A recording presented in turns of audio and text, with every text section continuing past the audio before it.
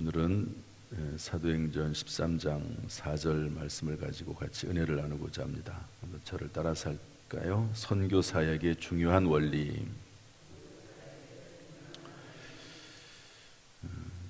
13장은 이제 드디어 땅끝 전도가 시작이 되는 그런 장입니다. 그래서 안디옥 교회가 바나바와 사울을 따로 세워서 이제 선교사로 파송을 하는데요. 어떻게 이 두 사람이 사역을 시작하는지 한번 좀 살펴보려고 합니다. 우리들은 선교사는 이렇게 활동을 하는구나, 선교사는 이렇게 되는구나, 이런 모습을 가지고 있구나, 이렇게 나름대로 가지고 있는 개념들이 있습니다. 그런데 이 당시에는 이렇게 교회가 선교사를 파송해서 멀리 보내는 경우가 거의 없거든요. 처음이라고 볼 수 있습니다. 그래서 어떤 형태로 선교 사역이 시작이 됐는지, 원리가 무엇인지 살펴보려고 합니다. 먼저 우리 4절 5절 말씀 다 같이 읽어보겠습니다. 4절 5절 시작.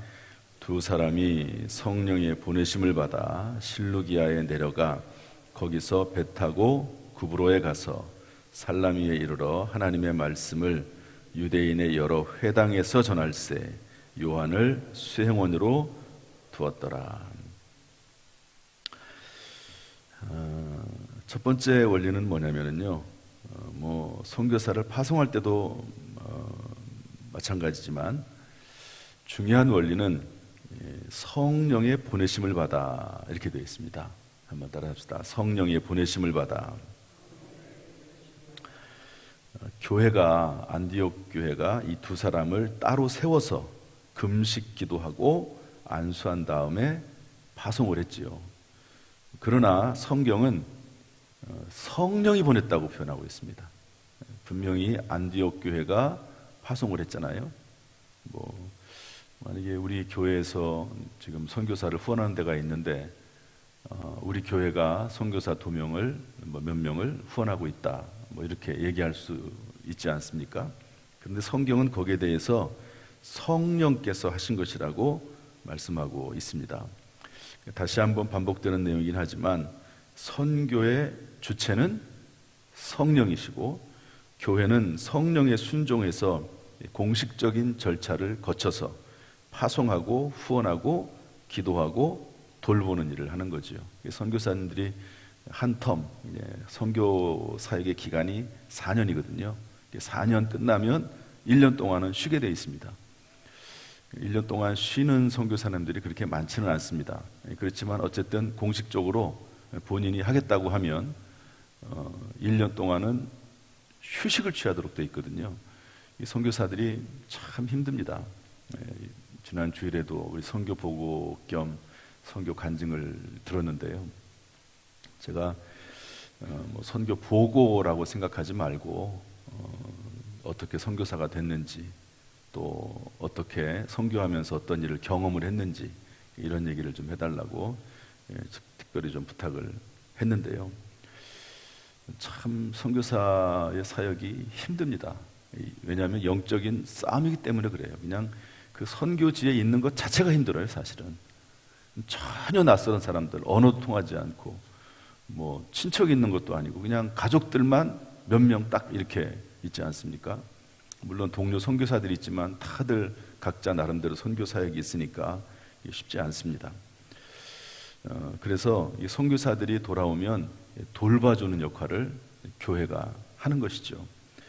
어쨌든 성령이 주체가 돼서 선교 사역을 하게 되는 것이고, 교회는 그분들을 뒤에서 돕는 역할을 하고 파송하고 후원합니다. 그래서 성령의 보내심을 받아 하는 것이 선교 사역이다. 선교의 주체는 성령이시다 하는 것을 알 수가 있습니다. 그 다음에 4절 맨 앞에 보면 두 사람이 이렇게 되어 있습니다. 두 사람이. 그러니까 이 두 사람이 이제 성령의 인도하심을 따라 가기는 했지만, 그러나 단독으로 간 것이 아닙니다. 교회의 인정을 받아서 교회가 파송한 것이죠. 특히 이 두 사람은 교회가 인정하는 사람들입니다. 원래부터 인정받는 사람들이에요. 물론 사도 바울이야 예수 믿는 사람들을 잡아 죽이는 역할을 하긴 했지만, 그러나 변화가 되고 나서는 정말 열심히 복음을 전했고, 그리고 안디옥 교회의 지도자가 되지 않았습니까? 초대교회 7집사가 성도들에게 인정받은 사람들, 이런 사람들이 뽑혀서 7집사가 됐듯이 선교 사역자도 교회에 인정받는 사람들이 되어야 된다 하는 것을 알려주고 있습니다. 무슨 선교 사역자뿐이겠습니까? 교회 사역자도 마찬가지죠. 그래서 7집사를 뽑을 때도 너희 가운데서 성령과 지혜가 충만하여 칭찬받는 사람 7을 택하라 이랬거든요.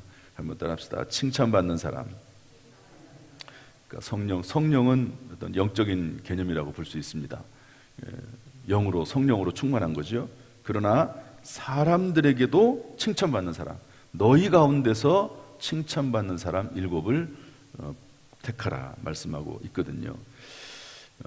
그래서 이 선교 사역도 그렇고 교회 사역도 그렇고 인정받고 교회 내에서 하나님과 사람에게 사랑받고 또 인정을 받는 사람이 되어야 되는 것이죠. 요즘은 이제 그런 사람 경우가 없었지만 옛날에 정말 아주 우리나라가 70년대, 80년대 성령으로 아주 뜨겁게 움직였을 때가 있었습니다. 그때 보면은요, 어느 날 갑자기 선교사가 되고 어느 날 갑자기 목사 안수를 받았다고 얘기하고 그런 분들이 종종 있습니다. 물론 이제 성령의 충만함을 받아서 그렇게 할 수는 있겠지요. 그러나 반드시 바람직하지는 않습니다. 성령 충만 받았다고 하고 막 은사를 받았다고 하고 이러면서 막상 목회의 길을 들었으면은요, 전혀 목회에 대한 열매가 나타나지 않는 경우가 있어요. 성령을 받았다 하더라도 사람에 따라 은사가 전부 다르거든요. 그 은사에 맞게 교회에서 또는 어떤 사람은 선교사로, 목회자로 또 어떤 직분을 맡아서 하게 되는 건데, 그냥 무조건 성령의 은사를 받으면 무슨 선교사의 사명을 받은 것처럼 또 무슨 목회 은사를 받은 것처럼 그렇게 생각해서는 안 되는 것이죠. 그래서 교회에 인정이 필요하다는 것을 알 수가 있습니다. 그 다음에 세 번째로 구브로, 여기 보면은 배를 타고 구브로로 가서 살라미에 이르러 이렇게 되어 있거든요. 여러분, 구브로는 어떤 곳이냐면 바나바의 고향입니다. 바나바의 고향. 그러니까 바나바와 사울이 선교지를 딱 결정을 해야 되지 않겠습니까? 이제 지난 주일날 오후도 그렇고 또 우리 주변에 선교사님들 가는 걸 보면 기도하는 가운데 성령께서 선교지를 이렇게 결정하게 하셨다 이렇게 말씀합니다. 그런 것도 큰 의미가 있습니다. 그런데 처음에 선교사를 떠날 때는요, 어디로 갔냐면 구브로 바나바의 고향으로 갔습니다. 사도행전 4장 36절에 보면 이 바나바에 대해 설명하기를 구브로에서 난 레위족 속 이렇게 돼 있거든요. 가깝고 그래도 좀 더 익숙한 장소로 선교 수위를 택해서 갔음을 알 수가 있습니다. 물론 이것은 반드시 그렇지는 않다고 봅니다. 왜냐하면 어떤 분은요, 선교지를 정할 때 가장 멀리 있는 곳으로 가는 분도 있어요. 멀리 있는 분들은. 왜냐하면 다시 돌아올 수 없도록, 선교하는 선교사 너무 힘들어가지고 다시 돌아오고자 하는 마음이 생기면 돌아올 수 있을까 봐 가장 멀리 떠난 경우도 있습니다. 물론 이제 그분의 감동이죠. 성령의 감동이기도 하고. 그렇지만 이 사울과 바나바는 익숙한 장소, 되도록이면 익숙한 장소, 그리고 익숙한 사람들로부터 시작을 했습니다. 여기 보면 회당에서 전할세 이렇게 되어 있거든요. 여러분, 회당이 뭡니까? 이분들이 다 유대인들이에요. 유대인들인데 유대인들은 어디를 가든지 간에 회당을 만들어 놓고 거기에서 하나님의 말씀을 배우고 기도했습니다. 그런데 사울과 바나바가 회당에 갔었는데, 회당에 가서 거기 가면 그래도 하나님의 말씀을 들으려고 하는 사람들이 있었고, 그리고 하나님에 대해서 기본적인 믿음이 있는 사람들이거든요. 언어가 통하고. 그래서 최대한도로 접촉점이 있는 곳, 그곳에서 이렇게 찾아가서 복음을 전했다 하는 것을 알 수가 있습니다. 물론 이제 나중에 가면은 이런 선교의 어떤 경험이 쌓이고 또 방법들이 개발이 되고 또 성령 인도하심에 따라서 전혀 알지 못하는 그런 곳에 갑니다.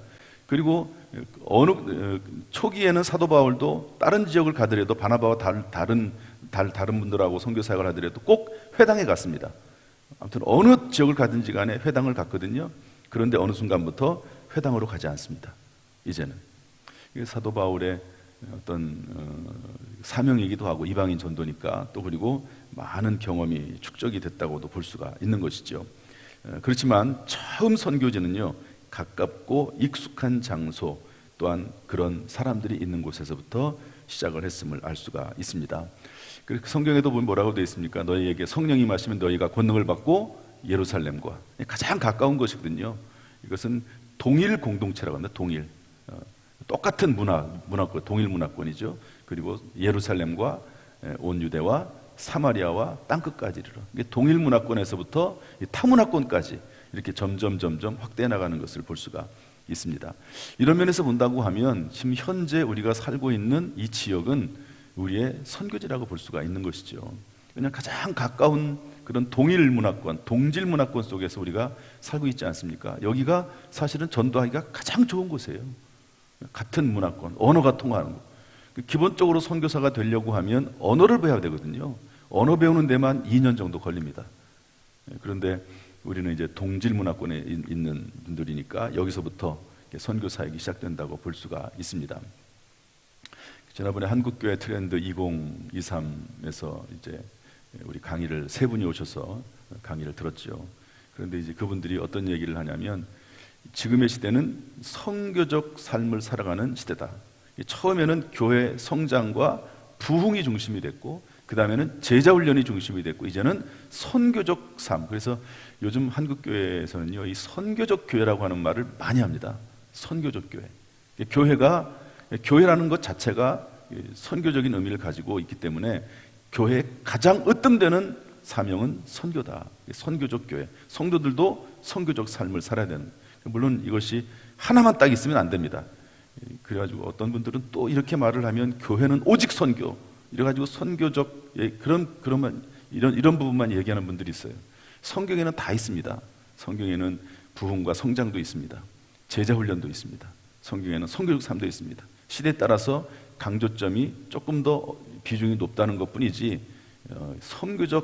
선교만 해야 된다 이렇게 말하는 것도 비성경적이라고 볼 수가 있습니다. 어쨌든 가깝고 익숙한 장소, 또 그런 사람들로부터 시작했다. 여러분, 무엇보다도 일단은 우리의 주변이 우리의 선교지가 될 수 있도록 끊임없이 기도하고 선교하고 전도할 수 있기를 주님의 이름으로 축복합니다. 그 다음에 여기 보면은요, 5절 말씀 보면 유대인의 여러 회당에서 전할세 요한을 수행원으로 두었더라 이렇게 되어 있습니다. 요한을 수행원으로 두었더라. 사울과 바나바는 선교 사역에 앞장서는 사람이라고 볼 수 있다면 요한은 그 선교사인 두 분을 뒤에서 돕는 분들입니다. 선교 사역을 하다 보면 그냥 맨날 복음만 전하고 말씀만 전할 수는 없잖아요. 그러지 않습니까? 누군가는 뒤에서 예를 들면 시장도 봐야 되지 않겠습니까? 맨날 돈 주고 밥을 사 먹을 수도 없잖아요. 그러니까 누군가는 뒤에서 시장도 봐줘야 되고, 또 옷 같은 거 이런 것도 준비도 해줘야 되고, 또 그리고 뒤에서 몸이 아프다든지 이러면 또 그걸 돌봐주기도 해야 되고, 이런 일들을 해야 되지 않겠습니까? 그러니까 수행원이 있어서 누군가는 도와야 된다 하는 것입니다. 이 요한은 바나바의 조카입니다. 바나바하고 가까이 조카로서 같이 생활했던 사람인데 편한 거죠. 그래서 데리고 갑니다. 여러분, 예수님도 제자들을 뽑을 때 가까운 사람들을 뽑습니다. 그리고 제자들 자체가 또 가까워요. 형제이기도 하고 그렇습니다. 하나님께서 그때 맞게 부르신 거죠. 여러분, 돕는 사역도 선교 사역입니다. 사울 바나바가 선교사이지만 그러나 그것을 뒤에서 돕는 요한도 선교사거든요.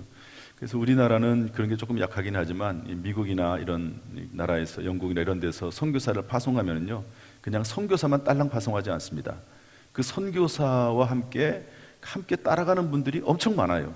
심지어는 선교사들을 위해서 돕는 사람들 중에 아예 거의 식당처럼 운영을 하는 그런 팀들, 이런 팀들이 움직이기도 합니다. 그래서 이 선교사님들이 쉴 수 있도록 하고 음식을 마음대로 먹을 수 있도록 하고, 또 심지어는 교사들도 따라갑니다. 교사들, 선교사 자녀들, 그 자녀들을 교육을 해야 되기 때문에 교사들도 따라가고, 또 성경을 번역하는 분들, 이런 분들도 있고, 이게 선교 사역이 단순하게 선교사 1명, 2명 파송해서 될 문제가 아니라는 것이죠. 함께 공동 사역을 하는 것이죠. 이게 돕는 사역도 선교사입니다. 돕는 사역도 참 귀한 일이죠. 그래서 사도 바울이 뭐라고 말하냐면, 로마서 16장에 보면은요, 이 사도 바울이 선교 사역을 감당할 때 베베라는 사람이 있어요. 베베. 로마서를 들고 로마 교회에 편지를 전달했던 분이죠. 여자분입니다. 그래서 이 베베에 대해서 말하기를 나의 보호자다. 사도 바울을 여러 가지 면에서 보호해주고 돌봐주는 사람이죠. 브리스길라 아굴라, 내 목숨을 위해서 늘 사도 바울을 뒤에서 후원하면서, 물질적으로도 후원하면서 목숨을 위해서, 내 목숨을 위해서 자기들의 목이라도 내놓았다. 브리스길라 아굴라 같은 사람들 있습니다. 그리고 디모데나 디도 같은 이런 목회적 동지들도 있습니다. 이런 분들이 늘 함께 했지요. 이렇게 선교사를 돕는 일은 이들도 역시 함께하는 선교 사역이고요. 저는 이 사역이 함께 상을 받는 일이라고 저는 그렇게 봅니다. 왜냐하면 여러분, 대학에서 이제 어떤 과제물을 낼 경우에요, 대학에서 이렇게 팀 과제가 있습니다. 팀을 한 4명, 5명 묶어줘 가지고요, 팀으로 과제를 줍니다. 그러면 그 팀이 나중에 똑같이 점수를 받습니다. 우리 둘째 아이가 이제 대학을 다닐 때 팀으로 이제 대학에서 과제를 주거든요. 그러면 가끔 가다가 이렇게 얘기할 때가 있어요. 내가 다 했는데, 거의 다 했는데 나중에 점수 나오는 건 똑같다고. 똑같습니다. 왜? 같은 팀이니까. 같이 하는 거니까요. 심지어 성경의 베드로전서 3장 7절 말씀 보면 부부에 대해서 이렇게 말씀하고 있습니다. 남편들아, 이와 같이 지식을 따라 너희 아내와 동거하고 그를 더 연약한 그릇이요 또 생명의 은혜를 함께 이어받을 자로라 귀히 여기라, 이렇게 되어 있습니다. 그런데 생명의 은혜를 함께 이어받을 자, 여기에 대해서 표준 세번역성경은 이렇게 해석을 하고 있습니다. 생명의 은혜를 함께 상속받을 사람으로 알고 존중하십시오. 부부가 뭡니까? 물론 이제 서로 믿지 않는, 어느 한편 믿지 않는 경우가 있을 수는 있지만, 그러나 부부라고 하는 것은 함께 이 땅에 거하면서 서로 도와가면서 하나님의 사역을 하는 가운데 함께 생명의 은혜를 이어받고 함께 하나님 앞에 상급을 받는 그런 존재가 부부라고 하는 것을 성경이 말씀을 해주고 있는 것이죠. 그래서 이 선교 사역도 그렇고 또 교회 모든 사역도 그렇고 함께 하는 겁니다. 담임 목사가 할 수 있는 영역이 그렇게 많지 않습니다. 제가 이번에 필리핀 팔라완 영어 선교 캠프를 떠나면서요, 제가 할 수 있는 것은 그냥 하나님께서 마음에 감동을 주시는 대로 이것을 선포하고 후원하는 역할은 제가 할 수 있습니다. 또 성도들로 하여금 함께 동참하도록 이끌어내는 역할을 기도하는 가운데 할 수는 있지만, 실제적으로 아이들이 여권을 만든다든지 영어 공부를 시킨다든지 또 거기에서 아이들이 생활할 때 직접적으로 옆에서 도와준다든지 이런 역할들은 제가 못하거든요. 이런 역할들은 함께 할 수밖에 없는 것입니다. 그래서 이런 것들이 함께 어우러져서 선교 사역이 이루어지기 때문에 담임 목사를 할지라도, 그리고 선교사를 할지라도, 그 누구를 할지라도 자기 자신만을 높이고, 그리고 다른 사람들을 돕는 분들에 대해서 소홀히 여기고 함부로 대하거나 그렇게 해서는 안 되는 것이죠.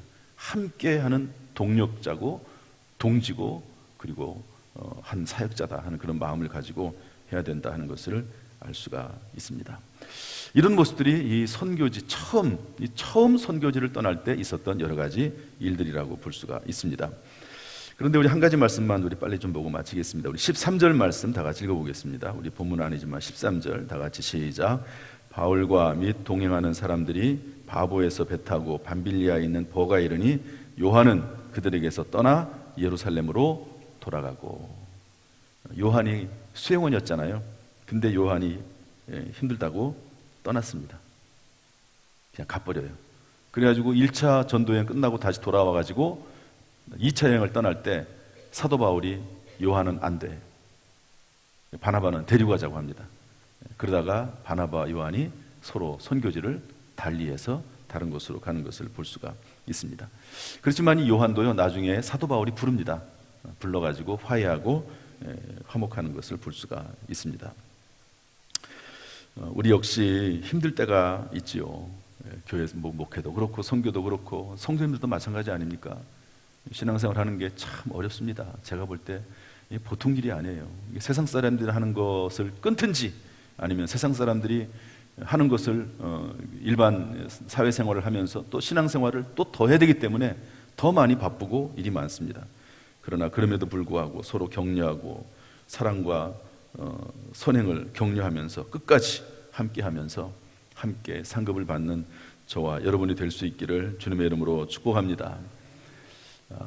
요한이 다시 돌아왔던 것처럼 우리도 다시 돌아와서 선교의 자리, 교회 사역의 자리에 충성할 수 있도록 무엇보다도 성령께서 우리를 도우시기를, 성령께서 우리 교회를 도우시고 성령께서 우리나라 민족을 도우시기를 주님의 이름으로 축복합니다. 기도하겠습니다.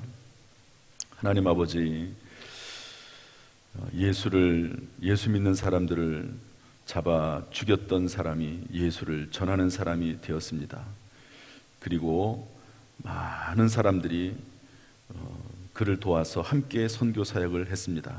우리가 뜻을 모으고 마음을 모으고 생각을 모아서 모든 것들을 다 모아서 모든 은사들까지 다 모아서 마지막 시대에 선교 사역에 힘쓸 수 있도록 은혜를 더하여 주옵소서.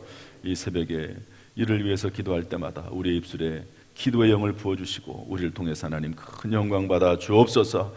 우리 교회를 통해서 우리 성도들을 통하여 마지막 시대 하나님 나라가 확장되는 놀라운 역사가 있도록 은혜를 베풀어 주옵소서. 이런 일을 잘 감당할 수 있도록 믿음도 주시고 모든 필요한 것들도 허락하여 주옵소서. 예수님의 이름으로 축복하며 기도하옵나이다. 아멘. 이제는 우리 주 예수 그리스도의 은혜와 아버지 하나님의 무한하신 사랑과 성령님의 교통하심이 이 시간 주 앞에 나와 예배드리며 기도하며 찬송하는 모든 성도들, 또 부득이하게 실시간을 통해서 말씀 듣는 성도들, 나중에 녹화된 이 말씀을 들으면서 선교의 사명이 불탈 수 있도록 성령께서 도우시기를 간절히 축원하옵나이다. 아멘.